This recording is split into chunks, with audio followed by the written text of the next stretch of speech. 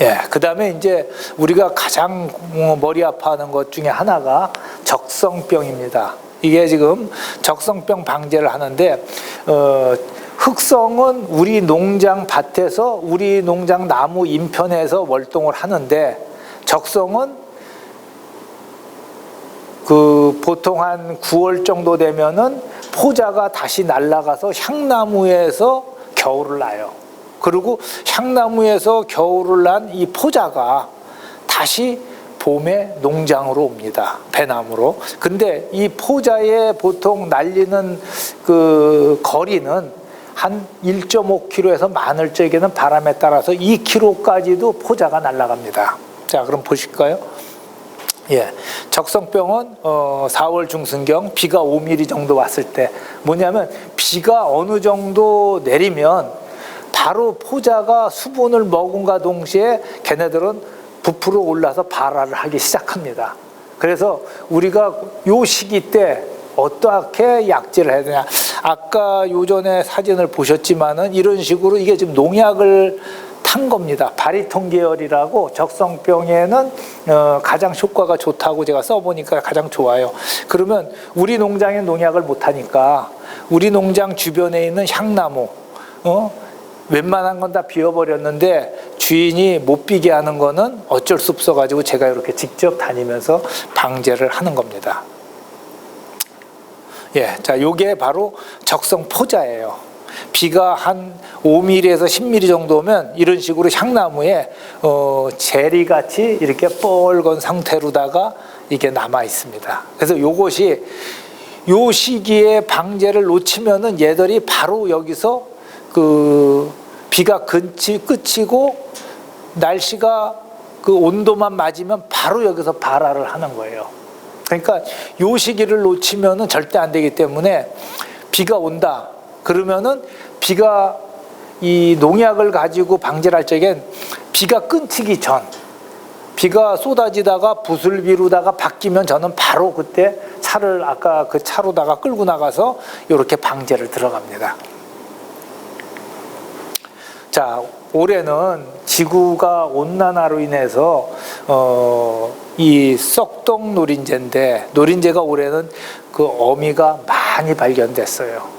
이게 뭐냐면은 사실 이게 그 국내에 노린재가 올해는 다발생이다 하기 전에 이미 일본서도 올해 노린재 피해가 엄청 심하다고 일본 쪽에서도 그런 소식이 왔어요. 그러면서 우리나라는 좀 날까 했는데 역시 굉장히 노린재가 성충이 월동을 많이 했습니다. 그래서 자, 썩둥 노린재인데요. 요게 4월 중순경에 성충이 나옵니다. 월동한 성충이죠. 그러면 요 월동한 성충이 언제 움직이냐? 우리가 그 적과 시기에 보면은 배가 그러니까 도토리 크기만 할 때부터 노린재가 그 알로서 부화가 돼가지고 그때부터 시작하는데 요 뒤에 사진이 있을 겁니다. 아, 이거는 지금 흑성병이 이제 배란간에 나왔는데 이 흑성을 제가 왜 여기다 집어넣냐면은 향나무의 2차 방제가 끝나는 시기, 그러면 4월 말부터 시작해서 이파리가 어느 정도 나오기 시작하면 이렇게 이렇게 흑성 포자가 움직이기 시작합니다. 요때는 사실 이렇게 까맣게 육안으로는 안 보여요. 요 시기에는. 근데 요때부터 요게 육안으로 보이는 시기는 한 6월 중순 이후인데 왜 요 사진을 여기다 놓냐면은 이미 이렇게 감염이 4월 말에 된 거죠. 그러니까 항상 4월 말에 우리가 방제의 신경을 향나무 적성병도 중요하지만 흑성도 중요하게 방제를 해야 됩니다. 자, 이거는 이제 뭐냐면 교미교란제예요. 그러면 이 교미교란제는 우리가 왜 사용을 하냐면은 실제 나방류에서 잡을 수 있는 우리가 쓸 수 있는 거는 BT제라는 것뿐이 없어요. 근데 BT제는 실제 순나방이나 심심나방을 잡을 수 있는 그러한 걸로서는 적합하지가 않아요. BT제는 겉몸무늬 나방이라든가 또는 그 번데기를 갖다 가기 전에 어떠한 그 애기 유충에선 잡히는데 이렇게 순나방이나 이런 데는 주로 복숭아나 주위에 있는 기주에서 날라오는 나방에는 사실 효과가 없습니다. 그래서 요것은 이제 뭐냐면 교미교란제라고 그래가지고 요게 4종짜리예요. 제가 쓰는 거는 4종은 이제 뭐냐면 순나방, 그 다음에 다음에 있을 겁니다.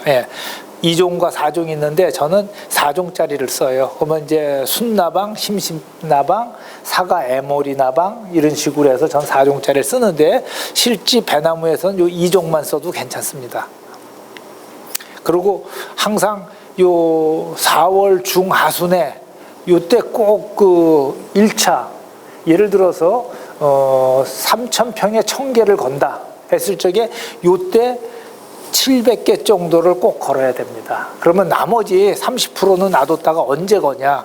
그거는 얘들이 그 방출하는 양이 한 7월 한 초순경 되면은 방출량이 급속히 줄어들어요. 왜냐면 약재가 그만큼 다 방출이 된 거죠. 그러면은 다시 4월, 그러니까 7월 초순에 나머지 30%를 또 걸어줍니다. 그래가지고 그 7월 하순에 걸어준 거, 7월 초에 걸어준 걸 가지고 이제 2차 교미교란제를 걸어주면은 가을까지 방제 효과가 있는 겁니다. 자, 그러면은 지금 4월 하순에 요게 지금 이파리가 이렇게 나와 있잖아요. 이미 열매가 지금 현재 이렇게 자라고 있어요. 요 시기 때 아까 그 흑성 포자가 요 시기 때 이미 인편에서도 나왔지만 중요한 건 뭐냐면은 이 농장 바닥의 낙엽에 만약에 전년도에 우리 밭에 흑성 포자가 많았다, 흑성을 많이 맞았다 하는 농가들은 가장 중요한 뭐냐면 잎이 떨어져, 가을 잎이 떨어져서 바닥에 있는 여기에 있는 포자가 무섭습니다. 그게 뭐냐면 바로 잔황 포자인데 이 포자가 요 시기에 비를 맞고 온도가 적합해지면 그 포자가 떠서 이 나무 위로 올라와요. 그렇기 때문에 내가 전년도에 비를 많이 그 흑성을 많이 맞은 농가는 어떻게 하냐면 잎을 수거를 하든지, 만약 잎이 수거가 안 되면 아쉬운 대로 노타리라도 쳐가지고 잎을 깨틀든지 해가지고 바로 잎이 봄 되기 전에 분해가 될 수 있게끔, 그래서 뭐 수거해서 태우든지 수거해서 묻든지 아니면은 정 급하면은 노타리라도 쳐가지고 하고, 유기농이 아닌 무농약에서는 사실 이거는 뭐 좋은 건 아닌데 그 요소를 갖다 뿌리면은 그 이파리 분해가 한결 빨라집니다. 자, 그래서 이제 4월 하순에 아까 제가 적성하고 흑성하고 겹쳐졌다고 그랬죠? 예, 바로 그거예요. 4월 하순에 보면은 향나무에서 포자가 발화된 거를 아까 저는 농약으로 바리톤으로 살포했습니다. 그래서 이 시기에 흑성병이 같이 나오기 시작하는데, 자, 중요한 건 뭐냐면요, 이 시기 때 적성 포자가 나뭇잎으로 가서 앉는 시기, 그 다음에 흑성 포자가 발화하는 시기, 이 두 시기가 겹쳐질 겁니다. 그러면 자, 우리가 예를 들어서 흑성 포자가 나뭇잎에 앉으면은 그 포자가 어떻게 발화를 하냐면은요, 나뭇잎에 앉아가지고 뿌리를 내리는 시간은 10시간이에요. 자, 농약을 쓰는 데는 그 10시간 후에, 하루 후에 뿌려도 농약은 침투성이기 때문에 방제가 가능합니다. 그렇지만 우리가 사용하는 이 유황합제 맑은 액이나 이런 거는 흑성 포자가 뿌리를 내리면은 절대 방제할 수 있는 효과가 없어요. 그래서 이제 조금 이따 나오지만은 봄 방제부터 여름 흑성병 방제 때 가장 중요한 게 뭐냐, 그 포자가 뿌리를 못 내리게끔 우리가 정확하니 잎을 갖다 코팅시키는 방법, 그게 가장 중요한 겁니다. 자, 그러면은, 자, 그랬을 적에 우리가 보통 요 시기 때 뿌리는 게 유황합제 맑은 액 1리터, 식초가 800cc, 비눗물 800cc를 섞습니다. 그러면 유황합제 맑은 액을 물을 500이라는 물을 갖다가 받으면서 그 다음에 식초를 넣고 물비누 이거 두 개 같이 이것끼리 섞어버리면 폭발해버려요. 절대 그리고 굳어버립니다. 그러니까 먼저 맑은 액을 갖다가 물 한 250 정도 받아놓고 집어넣고 그 다음에 식초를 넣고 나머지 물을 더 보충하는 거. 그래서 500리터를 만들어서 자 여기 보면 비 오기 전 살포 온 후 살포로 돼 있어요. 그게 뭐냐면 아까 제가 말씀드렸지만은 나뭇잎에 우리가 정확하니 코팅 효과를 줘야지만이 그 포자가 뿌리를 못 내려요. 그래서 약 한 400평에 500리터 정도 한 차를 뿌린다라고 우리가 보고 뿌려야 돼요. 이거 뿌릴 적에 저 SS기 날아가는 형태로 해가지고 한 차에 한 700평 뿌렸다. 그 밭은 유기농이나 친환경에서는 100% 그해 흑성병이 발생합니다. 그래서 400평 이상을 넘지 않게끔 철저하게 뿌려라. 그 다음에 여기서 왜 식초를 왜 집어넣냐 이렇게 말하는 사람도 있어요. 자, 유황은 강알칼리다 이게요. 유황이 강알칼리는 건 뭐냐면 유황이 pH가 한 14 정도 나옵니다. 근데 식초는 강산이에요. 이거는 pH가 보통 3 정도 돼요. 그러면 강알칼리하고 강산을 부딪혔을 적에는 농약에서 얘기할 적에는 약효가 없다라고 얘기합니다. 그러면은 약효가 떨어진다. 근데 제가 이제 이걸 직접 벌써 5년째 이렇게 사용하고 있는데 제가 써보니까 황하고 식초는 약효하고는 상관이 없다. 대신에 왜 식초를 넣어야 되냐? 자 보세요. 나뭇잎 같은 경우에는 황을 우리가 봄부터 계속 여러 번 주게 됩니다. 비 오기 전 오고 나서. 그러다 보면 황으로 인해 가지고 나뭇잎이 굉장히 스트레스를 많이 받아요.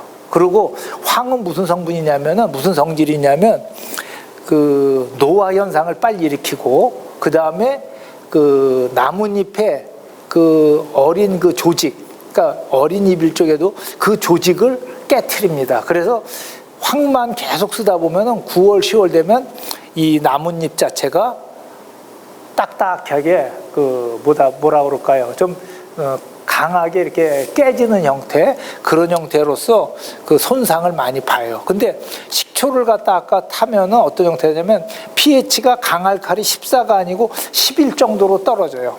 pH가. 자, 중성은 물은 pH가 7입니다.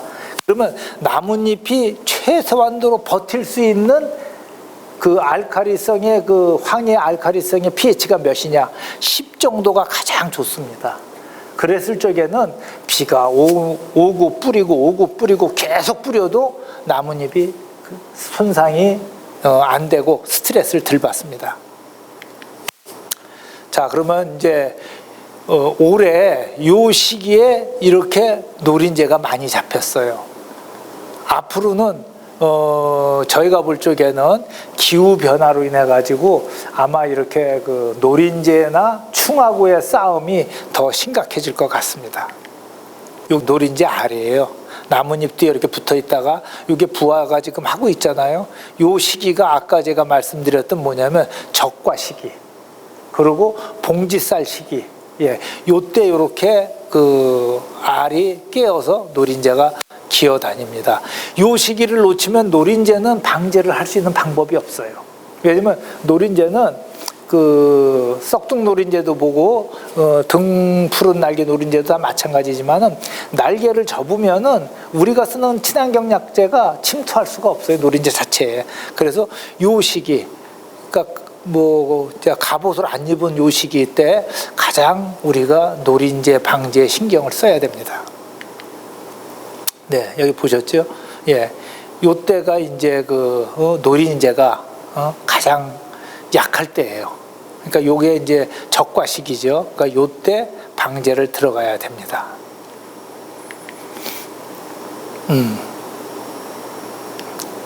설명한 거구나. 예. 자, 그러면 노린재가 가해 났을 적에 우리 그 배가 어떤 형태가 되냐? 사실 여기에 보시면은 보이지만은 요게 그 노린재 아니에요. 요건 노린재 성충입니다. 이 성충이 이렇게 가기 시작하면은 배가 울퉁불퉁해지면서 여기에 그 힘이라고 그러나요?